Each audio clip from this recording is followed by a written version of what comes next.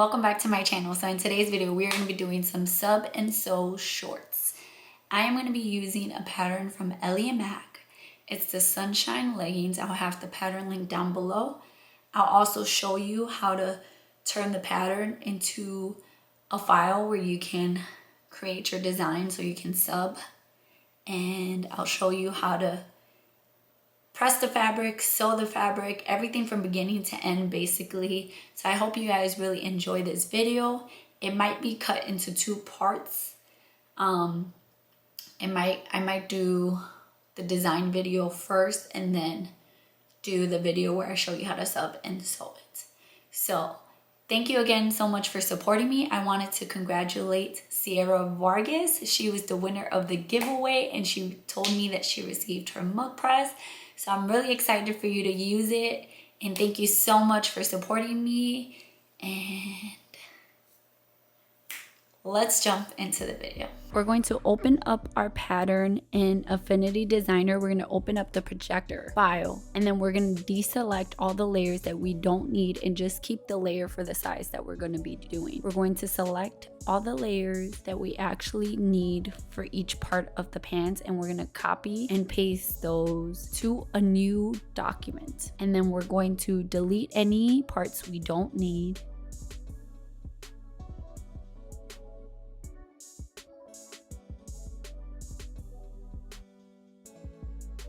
I'm going to be doing the shorts version, so I'm going to crop the leggings down to the shorts length, and I'm going to change the lines to solid lines instead of dotted lines. You can leave it as dotted if you would like. I am going to go to layer, geometry, and merge curves. And then I'm going to drag in the design that I want to use, and I'm going to create a clipping mask with that pattern design that I created into a curve. And your design is now in there. I'm gonna do the same thing with the other leg as well. I deleted that top line because that's if you're gonna do a waistband, and I was gonna do the elastic version.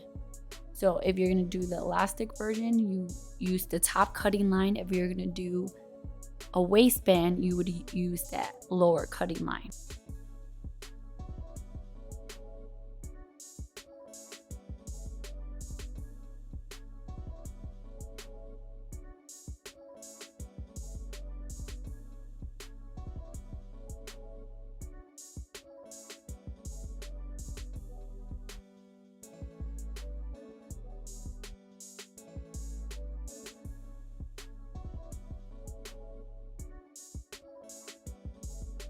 Once we have that done, we're going to create a new document the size that you're going to print. I can only print 8.5 by 14. It's the biggest, so that's the size I'm going to print.